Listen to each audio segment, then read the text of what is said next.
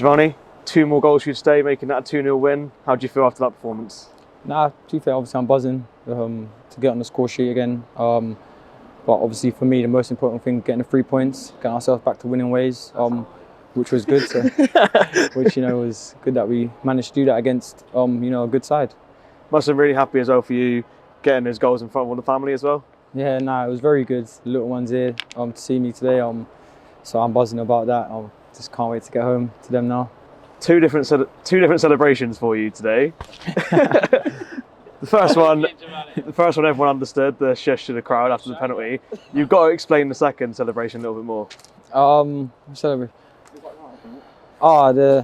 That's a little thing between me and Josh Coley. He'll understand. If he wants to say it, he can say it, but that's between me and him. First half started a bit slow, and obviously our goal was from a penalty. It was hard working to get to the penalty. Yeah. What was it? Could you just not get the game going for the first half an hour? You know what? Despite their league position, they're a very good side. They move the ball very well. And I feel like like you said, the first 20 or so minutes we just couldn't really get to grips with our press. And in saying that, even though they had a lot of the ball, apart from the one-on-one that they had, they didn't really create too many chances. But yeah, I think once we got hold of our press and understood what we needed to do after that, I think it was a much more even game. Is it tough coming to such a big stadium but not having the fans in here? Does it change the game for you guys at all? Well, I can't speak for everyone else, but for me personally, not really. I feel like when we get here, we got a job to do, regardless of whether there's 25,000 or 5,000 here. So for me, I wouldn't say so. Obviously, I mentioned the first half wasn't the best start, but the second half, you guys just came out gunning for it, and then you got your second goal of the game, and that was just the best start, and just closed the game out as a team, really. No, yeah, I feel like obviously at half time when we went in there, the gaffer obviously done some tactical stuff, because obviously he can see it from the side, and so he could tell us where we was going wrong with our press, and I feel like we took on the information, and in the second half we executed it to a T. A little bit of a change as well since the Portsmouth game. I mean, 4 especially for the starting 11, but a different goalkeeper as well. Obviously, Jamal's out with the injury, and we had Yokul come in to make his third debut for the club.